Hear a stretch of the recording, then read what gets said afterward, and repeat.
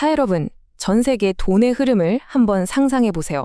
이 돈의 흐름에는요, 사실 보이지 않는 문지기들이 있습니다. 이들은 때로는 문을 활짝 열어서 투자를 막 끌어들이기도 하고, 또 어떨 때는 문을 굳게 닫아버리기도 하죠. 오늘은 바로 이 이야기, 국가가 왜 스스로 돈의 수도꼭지를 잠그는지 자본 통제의 세계를 한번 깊숙이 들여다보겠습니다. 이야기는 하나의 아주 거대한 딜레마에서 시작됩니다. 뭐냐면 바로 성장과 안정, 이 두 마리 토끼를 다 잡으려는 국가들의 고민이죠. 여기서 아주 근본적인 질문 하나가 나옵니다. 아니, 언뜻 보면 좀 이상하게 들리지 않나요? 발전을 하려면 외국인 투자가 꼭 필요한 나라가 왜 돈을 거부할까요? 그 이유는요, 딱 한 단어, 바로 안정성 때문입니다. 외국 자본이 한꺼번에 막 밀려 들어왔다가 갑자기 썰물처럼 쩍 빠져나가면 우리 1997년 외환위기 때처럼 국가 경제 전체가 휘청일 수 있거든요. 그러니까 성장을 할 거냐, 안정을 택할 거냐, 이게 바로 많은 신흥국들이 마주한 아주 어려운 숙제인 거죠. 바로 이때 정부가 딱 꺼내드는 카드가 자본 통제라는 겁니다. 말 그대로 국가 경제라는 큰 집에 문지기 역할을 하는 정책이라고 보시면 돼요. 어떤 돈은 들여보내고 또 어떤 돈은 막아서면서 자본의 출입을 관리하는 거죠. 뭐랄까, 너무 과격한 손님은 정중히 사양하겠습니다. 이런 느낌이랄까요? 자, 그렇다면 정부가 이 돈의 수도꼭지를 실제로 잠그기 시작하면, 다시 말해 자본 통제를 강화하면 기업 현장에서는 대체 무슨 일이 벌어질까요? 그냥 막연하게 추측하는 게 아니라 구체적인 데이터를 가지고 한번 살펴보겠습니다. 마침 IMF에서 아주 흥미로운 연구를 했더라고요. 연구진은 딱 한 가지 상황에 집중했습니다. 바로 정부가 이제부터 외국인들은 우리 기업 채권 사지 마세요 라고 막는다면 이거 기업의 아주 중요한 자금줄 하나를 막아버리는 건데 과연 그 파급력이 어땠을까요? 결과요? 와, 정말 상상 이상이었습니다. 정책이 시행되자마자 기업이 돈을 빌리려고 새로운 채권을 발행할 때 성공할 확률은요, 무려 37%나 뚝 떨어집니다. 쉽게 말해서 어제까지는 10번 시도하면 7번 성공했다면 오늘부터는 4번밖에 성공 못한다는 뜻이죠. 기업 입장에서는 돈줄이 그냥 3분의 1 토막이 나버리는 엄청난 충격인 겁니다. 연구자들은 이 현상을 아주 직관적인 이름으로 부르는데요. 바로 채권 채널입니다. 정부의 정책이라는 밸브가 기업의 자금 파이프라인에 직접 연결돼서 흐름을 조절하는 것과 똑같다고 해서 붙은 이름이죠. 그러니까 정책이 곧바로 기업의 돈줄에 영향을 미치는 아주 직접적인 통로라는 뜻입니다. 그런데 말이죠, 모든 기업이 이 정책의 철퇴를 똑같이 맞는 건 아니었습니다.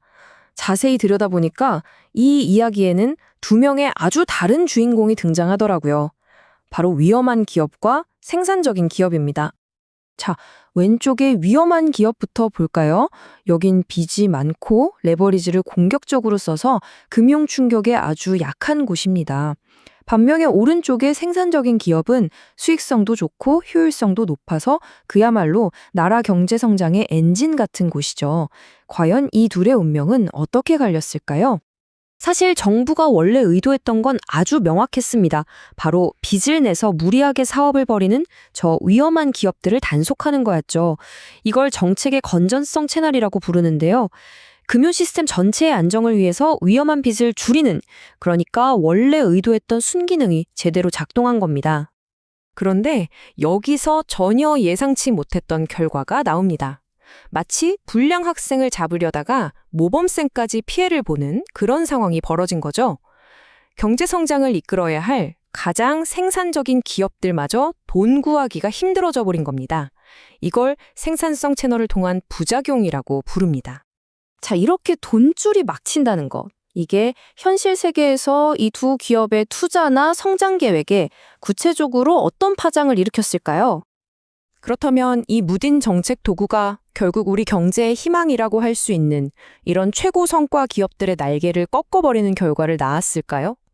정말 성장을 위한 투자를 멈추게 만들었을까요? 데이터는 아주 놀라운 이야기를 들려줍니다. 자, 이 그래프를 한번 보세요. 결과가 정말 극명하게 갈립니다. 예상대로 위험한 기업들은 돈줄이 막히니까 투자를 줄이는 모습을 보여요. 그런데 정말 놀라운 건 바로 이겁니다. 똑같이 돈 구하기 힘들어졌을 생산적인 기업들을 보세요. 투자가 거의 변동이 없어요. 아니, 이게 어떻게 된 일일까요? 분명히 채권 시장이라는 종문은 쾅 닫혔는데 이 영리한 기업들은 대체 어떻게 무슨 뒷문이라도 찾아서 계획을 그대로 밀어붙일 수 있었을까요? 그 비결은요, 바로 자금 조달 전략의 대전환에 있었습니다. 이들의 전략은 이랬습니다. 자, 먼저 자본 통제로 채권 발행이 막히니까 외부에서 돈 빌리는 걸 포기해요. 그 대신에 원래 주주들한테 나눠주려고 했던 배당금을 줄이거나 아예 안 줍니다. 이렇게 해서 아낀 내부 현금을 가지고 원래 계획했던 투자를 그대로 진행하는 거죠. 그러니까 바깥에 수도꼭지가 잠기니까 내부에 쟁여뒀던 생수통을 꺼내 쓴 셈입니다. 자, 이 모든 상황을 종합해보면요. 정책을 만드는 사람들이 얼마나 어려운 줄타기를 하고 있는지 아주 명확하게 보입니다. 바로 안정성과 효율성 사이의 아슬아슬한 트레이드오프죠. 물론 긍정적인 측면도 분명히 있습니다. 이 정책은 의도했던 대로 빚 많은 기업들의 위험한 행동을 억제하고 금융 시스템을 더 안정적으로 만드는데 성공했어요. 목표 달성은 한 셈이죠. 하지만 그 대가로 경제 성장의 가장 중요한 엔진인 우량 기업들한테 가는 연료 공급을 차단할 뻔했다는 겁니다. 자칫 잘못하면 빈대 잡으려다가 초가삼간 태울 수도 있는 그런 위험을 안고 있는 거죠. 결국 핵심은 이겁니다. 생산적인 기업들이 성장에 타격을 입지 않았던 건 그들에게 플랜 B가 있었기 때문이라는 거죠. 배당금을 투자금으로 돌릴 수 있는 탄탄한 내부 수익이라는 비상구가 있었기에 가능했던 겁니다.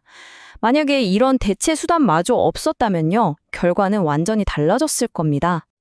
그래서 현명한 정책 설계가 정말 중요한 겁니다. 단순히 외국 자본을 막는 벽을 세우는 데서 그치면 안 되고요. 그 대신에 생산적인 기업들이 기댈 수 있는 다른 자금 조달 창구를 활짝 열어줘야 한다는 거죠. 예를 들면 국내 자본 시장을 더 키운다거나 기업이 이익을 다시 투자할 때 세금 혜택을 주는 그런 방법들이 필요하다는 겁니다. 결국 자본 총재는 무딘 도끼질이 아니라 아주 섬세한 외과 수술이어야 한다는 교훈을 줍니다. 위험한 세포만 정밀하게 딱 도려내면서 건강한 세포는 계속 성장하게 만드는 것. 이것이야말로 오늘날 모든 경제정책 입안자들이 풀어야 할 가장 큰 숙제가 아닐까요?